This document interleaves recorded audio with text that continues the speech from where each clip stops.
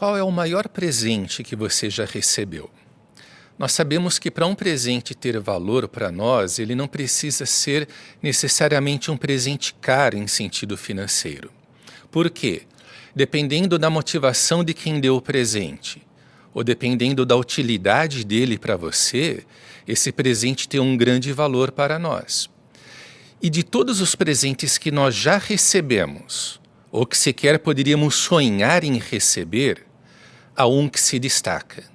E nós estamos nessa noite reunidos para mostrar a nossa gratidão e apreço por esse presente, o maior de todos, que Jeová Deus e Jesus Cristo nos deram. A maior demonstração de amor que eles tiveram por nós, seres humanos. Nós estamos falando da ocasião que está relatada em Lucas, capítulo 22. Se os irmãos e amigos, por favor, abrirem suas Bíblias, em Lucas, no capítulo 22. Nesse capítulo, Lucas está relatando quando Jesus ele estava reunido na sala de sobrado com seus discípulos e ele comemorou a última Páscoa. Após comemorada a última Páscoa, Judas sai, vai trair a Jesus, e com o restante dos 11 discípulos fiéis, vejam o que Jesus estabeleceu aqui. Os versículos 19 e o 20. Ele pegou também um pão, deu graças, partiu-o e deu a eles, dizendo: isto representa o meu corpo, que será dado em benefício de vocês. Persistam em fazer isso em memória de mim. Ele fez o mesmo com respeito ao cálice, depois de terem tomado a refeição, dizendo: este cálice representa um novo pacto, com base no meu sangue, que será derramado em seu benefício. Jesus ele instituiu uma cerimônia simples, utilizando pão e vinho que ele tinha à disposição ali no momento, e essa cerimônia deveria ser observada pelos cristãos todos os anos, em respeito ou em memória ao que o sacrifício de Jesus fez por todos nós. Jesus espera que nós façamos isso todos os anos. E é por isso que nós estamos reunidos no que nós vemos ser a noite mais importante do ano para nós, testemunhas de Jeová. Nós nos reunimos em salões do reino, salões de assembleias, residências particulares, campos abertos, prisões. Mesmo em localidades onde a nossa obra é proibida, nós não nos importamos em arriscar a nossa liberdade para observarmos essa ocasião, a mais importante do ano para nós. Por isso nós elogiamos você e agradecemos os arranjos que você fez, os esforços que você fez para observar essa noite mais sagrada para todos nós. Nessa ocasião, nós vamos aproveitar e responder de forma resumida as seguintes perguntas. Primeiro, como que a morte de Jesus abriu o caminho para nós termos vida eterna? Segundo, quem que se beneficia do sacrifício amoroso de Jesus?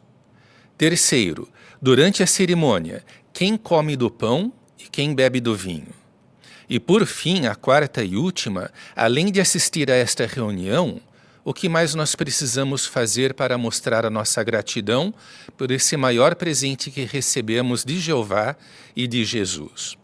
Após respondermos as 3 primeiras perguntas, nós vamos realizar a celebração propriamente dita.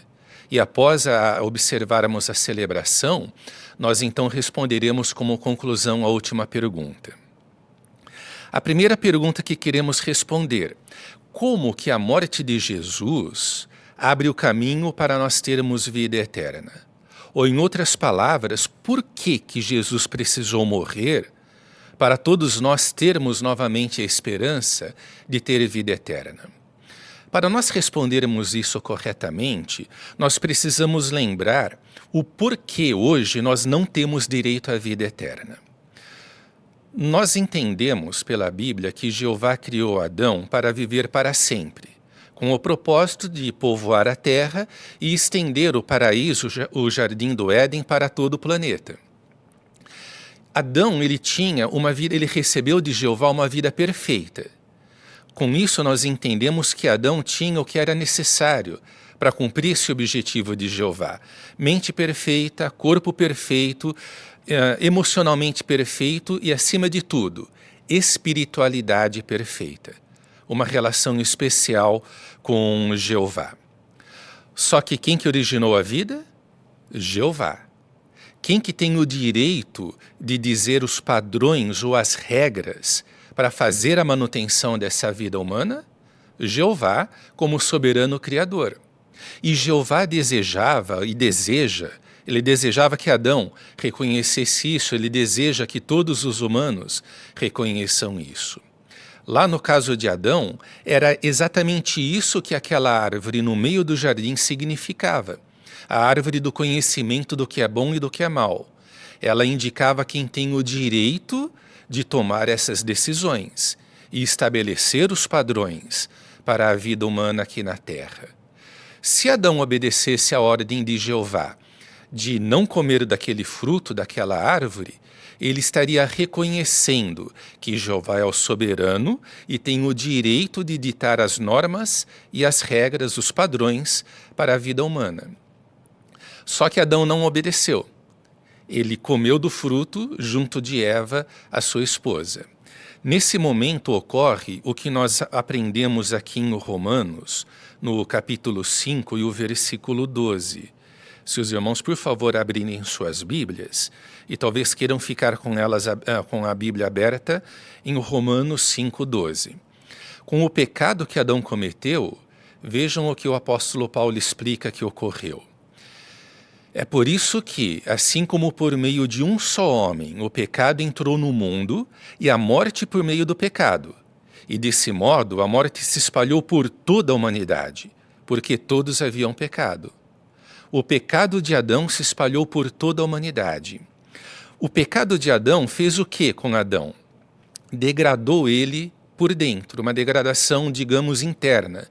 Alterou ou degradou a personalidade de Adão.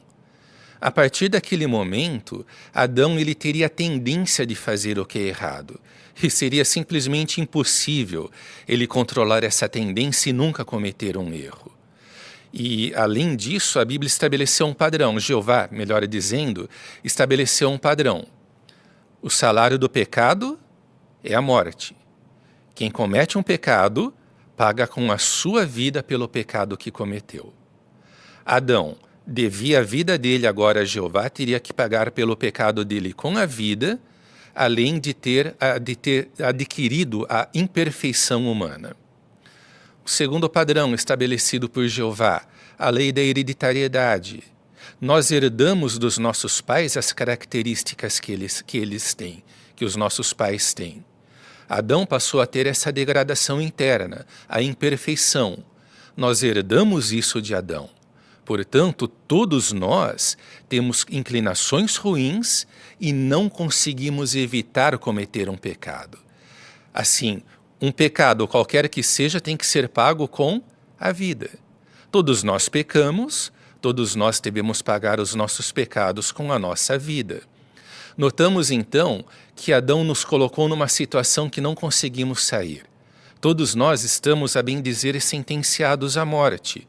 Adão colocou o pecado no mundo, a morte veio junto do pecado, e por meio da hereditariedade, ele espalhou isso para todos os seus descendentes, todos nós aqui.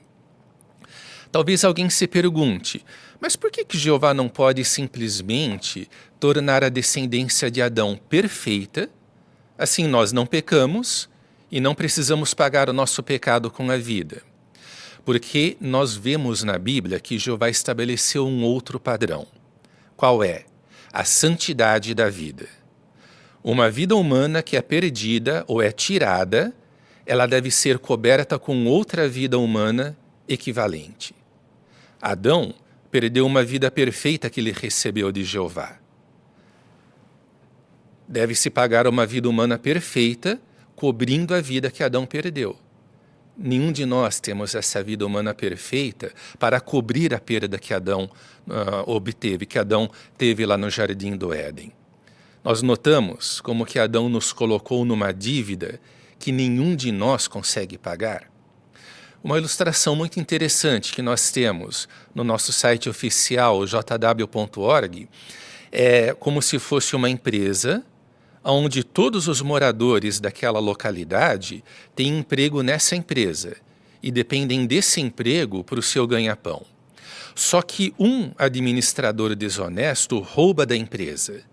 Com isso, a empresa vai à falência com uma dívida enorme. E enquanto ela tem essa dívida, ela não pode voltar a funcionar. Se ela não pode voltar a funcionar, os moradores locais não têm o seu emprego, o seu ganha-pão está comprometido. Isso ilustra a dívida que Adão nos colocou. Nós simplesmente não conseguimos sair dessa dívida. Mas significa isso que nós estamos condenados para sempre, que nós não temos mais alternativa, não há saída para nós? Do ponto de vista humano, não. Mas voltando aí em Romanos, capítulo 5, vejam no versículo 19 como Jeová obteve a saída para nós.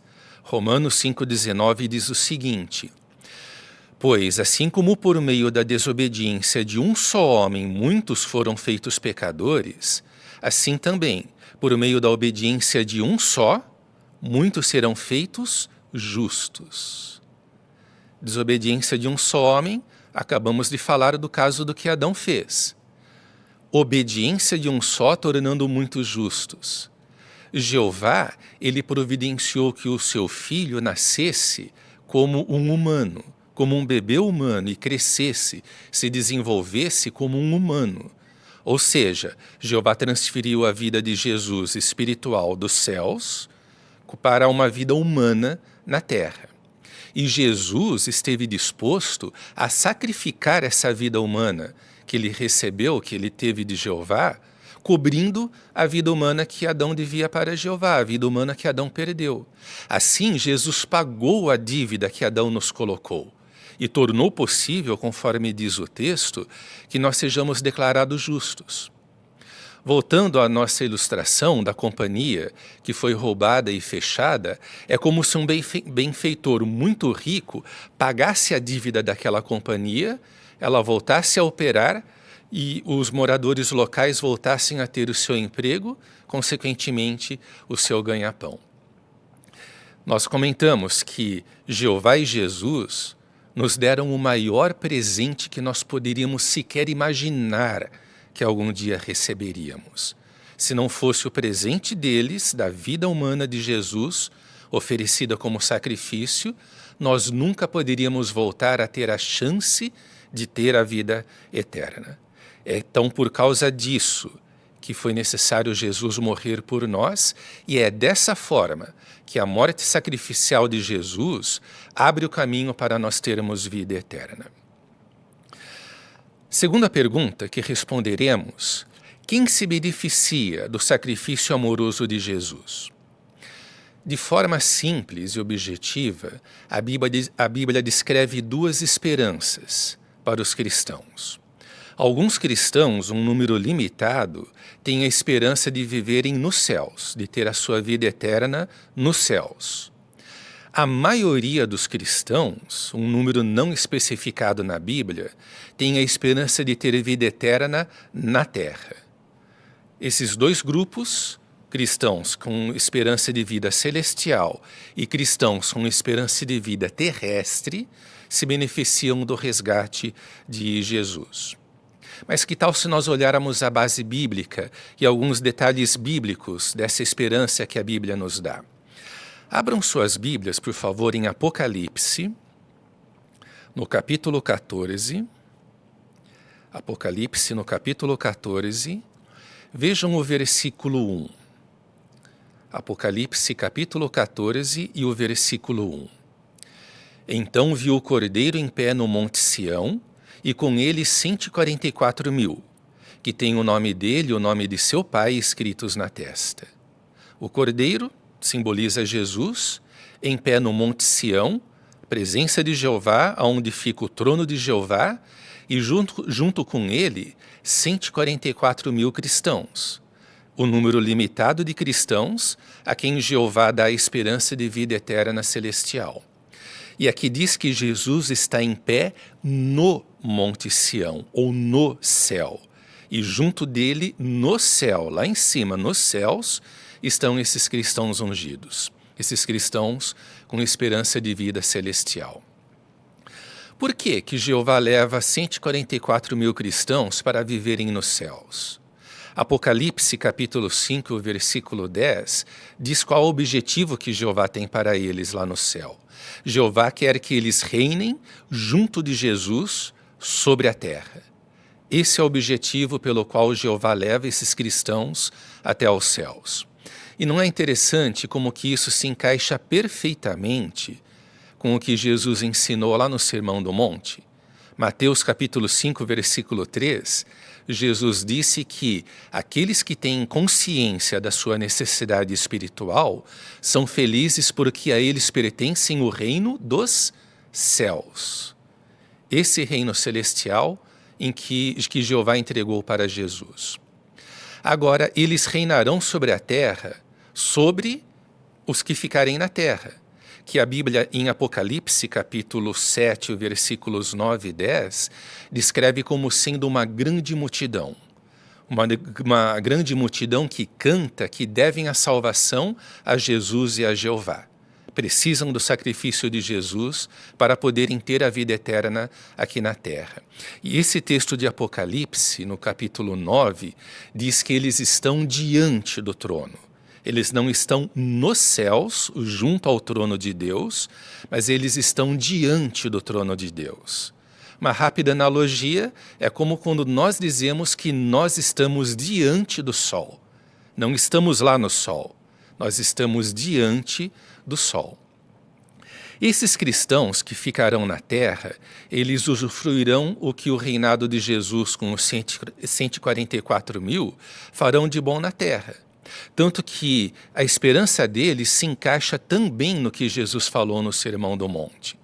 No versículo 5 de Mateus 5, Jesus disse que felizes os de temperamento brando, porque herdarão a terra. Só que uma terra transformada pelo reinado de Jesus, no que nós vemos aqui em Isaías, se os irmãos por favor abrirem suas Bíblias em Isaías, capítulo 35, vejam primeiramente os versículos 5 e o 6. Isaías capítulo 35, versículos 5 e o 6. Naquele tempo se abrirão os olhos dos cegos, se destaparão os ouvidos dos surdos. Naquele tempo os mancos saltarão como cervos, e a língua dos mudos gritará de alegria, pois águas vão jorrar no deserto e torrentes na planície desértica. O fim das debilidades físicas, o fim das doenças, inclusive o fim de problemas climáticos, porque o texto diz que águas vão jorrar no deserto e na planície desértica.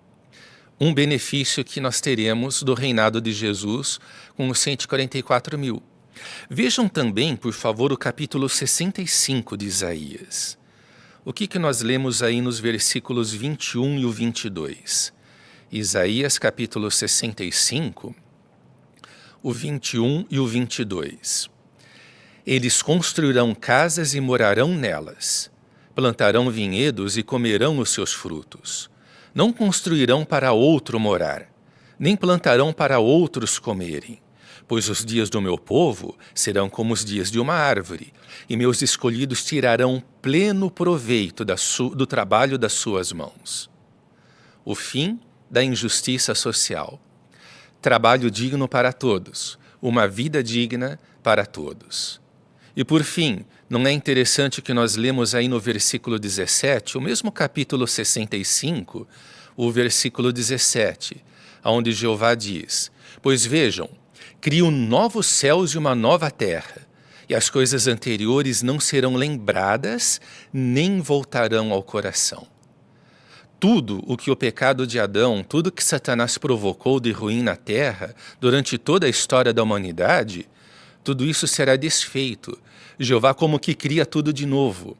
E todos os traumas, os problemas, a depressão com que muitos dos nossos irmãos e das pessoas lutaram, tudo isso mal será uma lembrança. Como aquele primeiro machucado no joelho que nós tivemos quando criança. Se é que nós lembramos qual foi o primeiro machucado, não passa de uma lembrança lá longe, não nos afeta em mais nada. O reinado de Jesus, com os 144 mil cristãos que irão aos céus, transformará a terra nesse paraíso que nós temos. Esses são os benefícios que o sacrifício de Jesus ele trará por nós. Duas esperanças, uma celestial, uma terrena. É cada um que escolhe onde vai servir? Não.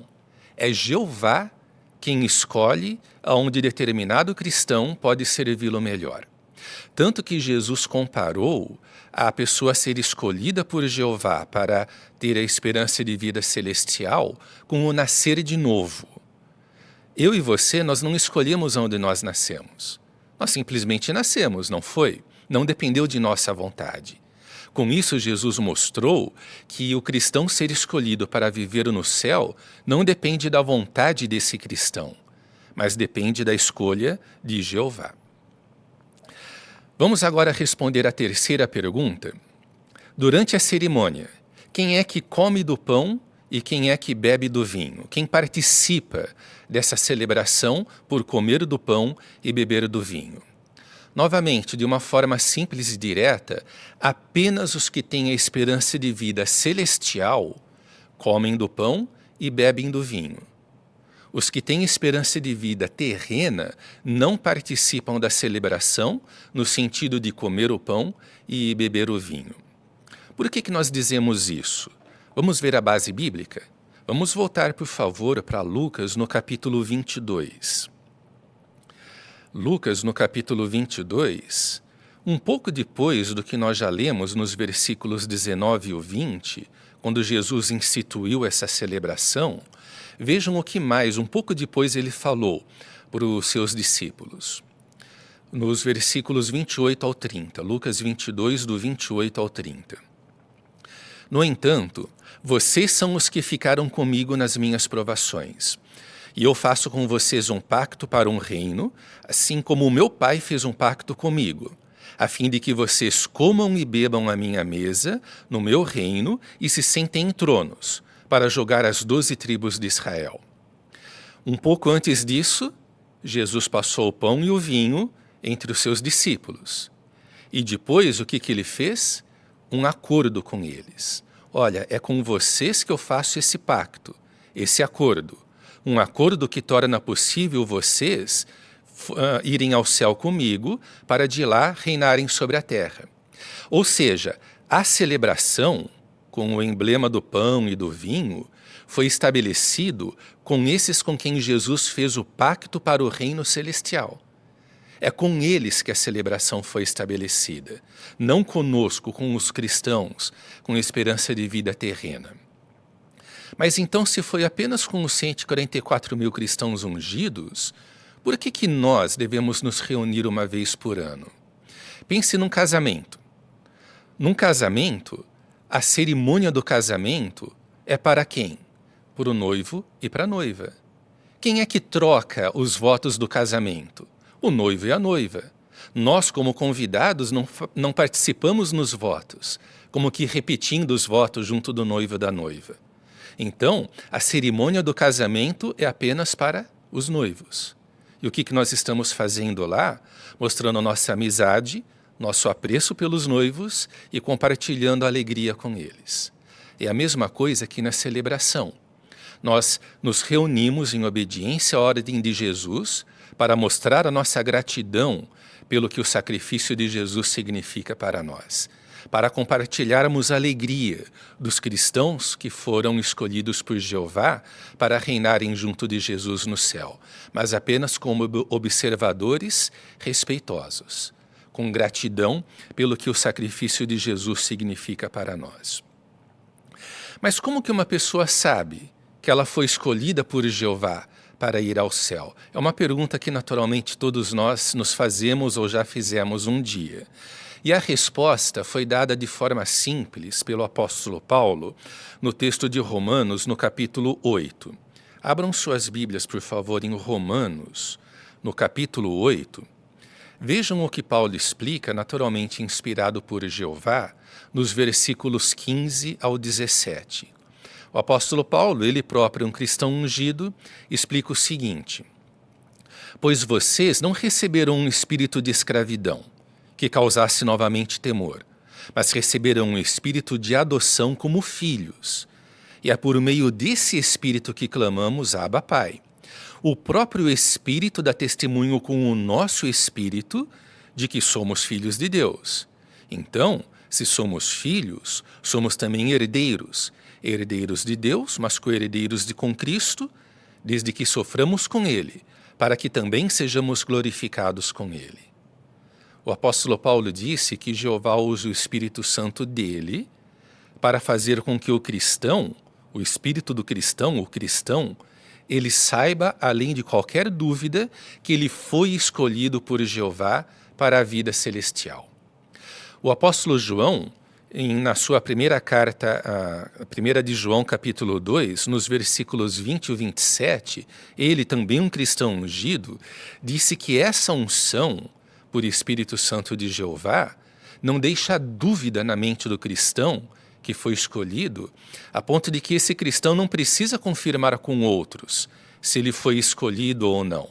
Ele sabe, sem precisar de confirmação nenhuma, ele tem a plena certeza que ele foi escolhido por Jeová para a vida celestial. Então, os cristãos que participarem nessa celebração dos emblemas, eles têm essa certeza dada pelo Espírito Santo de Jeová. Ora, interessante, como que Jeová encara uma pessoa que participa dos emblemas, toma a iniciativa de por si participar dos emblemas? Como que Jeová encararia isso? Lá no antigo Israel, Jeová escolhia o sumo sacerdote e os sacerdotes. Era uma escolha de Jeová, não era uma escolha dos israelitas. Um israelita chamado Corá, ele por iniciativa própria tentou se tornar sacerdote. A Bíblia nos diz que Jeová executou Corá. Isso mostra a importância, a seriedade com que Jeová trata as designações que ele dá, consequentemente, a seriedade que Jeová dá à participação nos emblemas nessa celebração. Nós vimos então, respondemos à terceira pergunta de quem que participa dos emblemas da celebração. Uma vez que respondemos as três primeiras perguntas, nós temos condições agora de, seguindo exatamente o padrão que Jesus deixou para nós na Bíblia, de fazermos a celebração propriamente dita.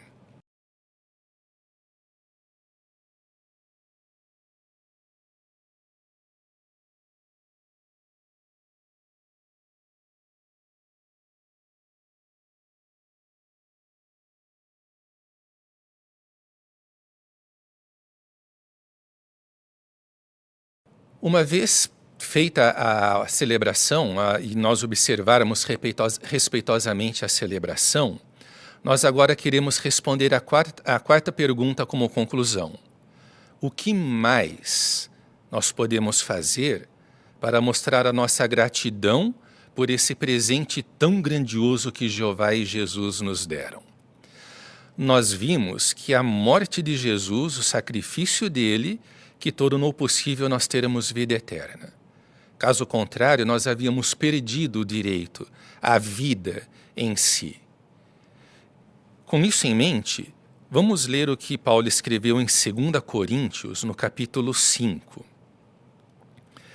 Com isso em mente, vejam o que está escrito em 2 Coríntios, no capítulo 5,